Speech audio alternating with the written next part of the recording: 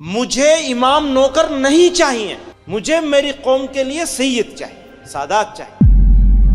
یا تو آپ چور ہیں یا آپ ایماندار ہیں۔ اگر آپ چور ہیں تو آپ کے لیے شارٹ کٹ کھلے ہوئے ہیں، لیکن عزت کے راستے بند ہیں۔ آپ ملی ہمدردی کا اظہار کرتے ہیں، ڈرامے بازی کرتے ہیں مجلسوں میں بیٹھ کے کہ مسلمانوں کے ساتھ یہ ہو رہا ہے، یہ ہو رہا ہے، یہ ہو رہا ہے، یہ واقعی فکر مند ہے۔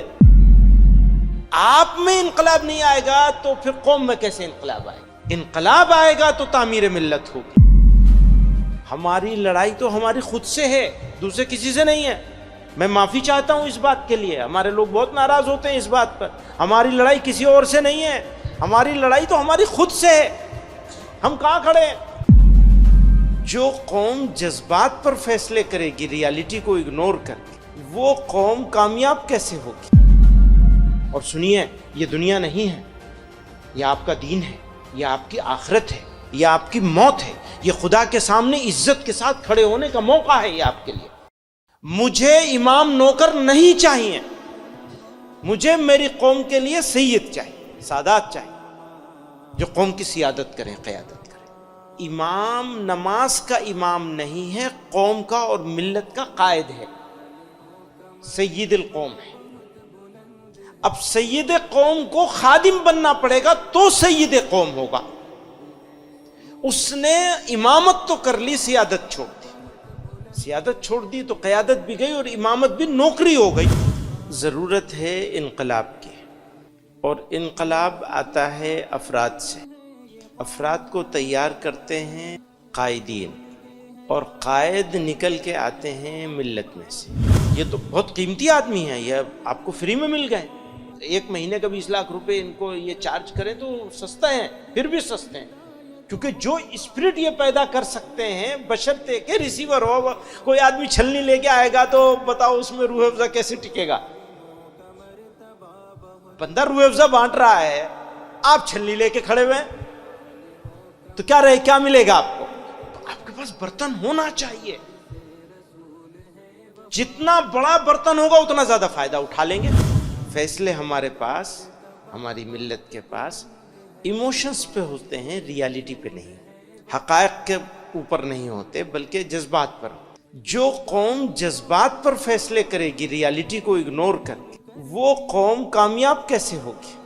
جذبات ہمیشہ عارضی ہوتے ہیں، غم اور خوشی، نفرت اور محبت، مایوسی اور ولولہ جوش، یہ سب زندگی کی ضرورتیں ہیں، لیکن یہ ساری چیزیں عارضی ہیں۔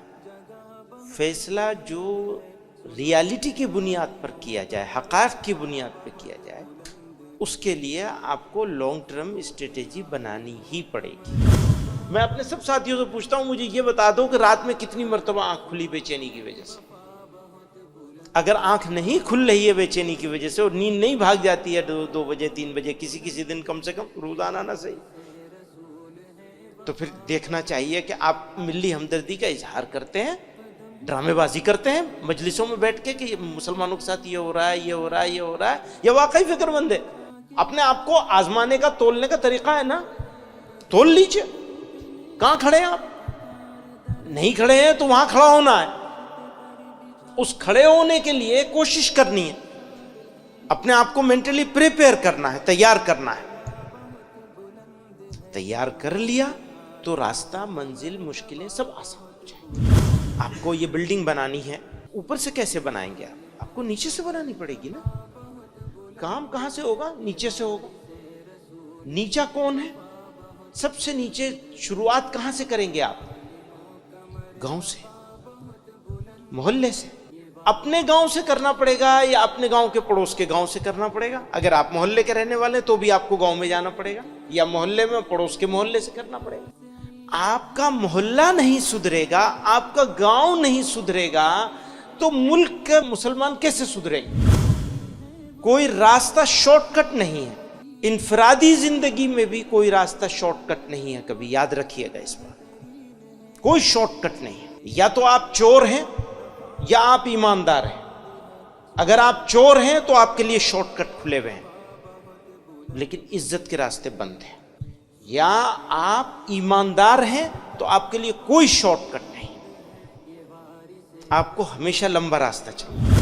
اچھا اگر ہم مسلمان نہ ہوتے خدا نخواستہ پھر بھی ہم کو کامیاب ہونا ہوتا ظاہری زندگی میں دنیا میں, تو کیا کوئی راستہ شارٹ کٹ کا ہے دنیا کے لیے, دنیا داروں کے لیے, دنیا والوں کے لیے, غیر مسلموں کے لیے؟ کسی کے لیے شارٹ کٹ نہیں ہے. اور جو شارٹ کٹ مارتا ہے وہ چور ہوتا ہے. آپ اپنے دل کو ٹھیک کر لیجیے, دل ٹھیک ہوگا منور زمان صاحب سے آپ فائدہ اٹھا سکیں گے, ورنہ فائدہ نہیں اٹھا سکیں گے. اور یہ اپرچونٹی بہت کم لوگوں کو ملتی ہے کہ ان کے جیسے لوگ مل جائیں. انہوں نے آپ لوگوں کی اور ملت کی ضرورت کو محسوس کر کے اپنی طرف سے پیشکش کری اور اویلیبل ہو گئے. موسم, ماحول, آرام, راحت, گھر, بچے, سسٹم سب چھوڑ کر کے آپ کے ساتھ آ کے بیٹھے. ناقدروں کو تو چیزیں ملا نہیں کرتی, آپ کو قدر کرنی پڑے گی. قدر کریں گے تو فائدہ اٹھا لیں گے, نہیں قدر کریں گے تو فائدہ نہیں اٹھا پائیں گے. اچھا ناقدروں کے مقدر میں اللہ تعالیٰ نے ہی مہر رکھ دی ہے, قدردان لوگ ہی فائدہ اٹھا سکتے ہیں, ورنہ تو بہانے ہزار ہیں. مجھے نزلہ ہو گیا, مجھے زکام ہو گیا, مجھے بخار ہو گیا. جی نہیں, ہماری لڑائی تو ہماری خود سے ہے, دوسرے کسی سے نہیں ہے. میں معافی چاہتا ہوں اس بات کے لیے, ہمارے لوگ بہت ناراض ہوتے ہیں اس بات پر. ہماری لڑائی کسی اور سے نہیں ہے, ہماری لڑائی تو ہماری خود سے ہے. ہم کہاں کھڑے ہیں؟ آپ بھی آئے تو اپوائنٹمنٹ مانگ کے آئے بنا. آپ کو خود سے ملاقات کے لیے اپوائنٹمنٹ چاہیے. خود سے ملاقات کا سب سے بہترین وقت وہ ہوتا ہے جب آدمی ذکر کر رہا ہو. بس اسی وقت ملیں گے ہم آپ سے. ہم اپنے آپ کو کہہ دیجئے کہ تم سے اب میں نہیں ملوں. کہہ سکتے ہیں. جن لوگوں کی یہ انشاءاللہ لمبی ہو گئی ان کو زندگی کا مزہ آ جائے گا. تکلیف میں مزہ ہے, آرام میں مزہ نہیں. آرام میں بہت مزہ ہے لیکن تکلیف میں اس سے زیادہ مزہ ہے. بولنے میں بہت مزہ ہے لیکن خاموش رہنے میں اس سے زیادہ مزہ ہے. کھانے میں بہت مزہ ہے لیکن بھوکے رہنے میں اس سے اور زیادہ مزہ ہے. تو یہ 4 لین ہائی وے ہے, اب کتنا تیز دوڑ سکو گے تمہارا کام ہوگا, ڈیپینڈ کرے گا تمہارے اوپر. کیا آپ کیا سوچتے ہیں, ٹائم پاس کر رہے ہیں یا زندگی میں انقلاب اور تبدیلی لے کر کے آنی ہے؟ آپ میں انقلاب نہیں آئے گا تو پھر قوم میں کیسے انقلاب آئے گا؟ انقلاب آئے گا تو تعمیر ملت ہوگی. اور سنیے, یہ دنیا نہیں ہے, یہ آپ کا دین ہے, یہ آپ کی آخرت ہے, یہ آپ کی موت ہے. یہ خدا کے سامنے عزت کے ساتھ کھڑے ہونے کا موقع ہے یہ آپ کے لیے.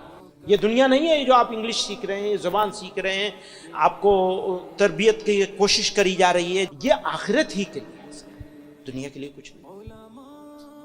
البتہ اللہ تعالیٰ دنیا میں آپ کو بدلے میں عزت ضرور عطا کریں گے. اللہ تعالیٰ آپ کو ضائع نہیں کریں گے, بشرطے کہ اللہ تعالیٰ کے ساتھ آپ کا رابطہ. شاعر نے کہا, کارواں کو منزلوں کا انتظار ہے, کارواں کو منزلوں کا انتظار ہے. میں کہتا ہوں منزلوں کو کارواں کا انتظار ہے. اللہ میاں انتظار میں بیٹھے ہیں, ان کا دروازہ بند نہیں, کھلا ہوا ہے, وہ آپ کے انتظار میں ہے. تبھی تو فرمایا کہ تم 1 قدم چلو گے تو میں 10 قدم چلوں گا, تم 1 قدم چلو گے تو میں 10 قدم چلوں گا. آپ کو 1 قدم چلنا ہے بس, پھر تو وہ آپ کو اپنی رحمتوں سے گھیر لیں گے. ہم ان کے شکر گزار ہیں, بہت احسان مند ہوں, میں ذاتی طور پر بہت احسان مند ہوں. اور میں یہ امید کرتا ہوں کہ یہ صرف ابھی نہیں, آگے بھی آپ لوگوں کی سرپرستی کرتے رہیں گے, آگے بڑھنے کے راستے. اور آدمی کو جج مت کیا کرو پلیز, کبھی کسی آدمی کو ججمنٹل مت بنو. ججمنٹل سمجھتے ہیں نا, آدمیوں کے بارے میں فیصلہ کرنا. مثلا کوئی کہے گا یہ تو فوٹو بنانے کے چکر میں رہتے ہیں.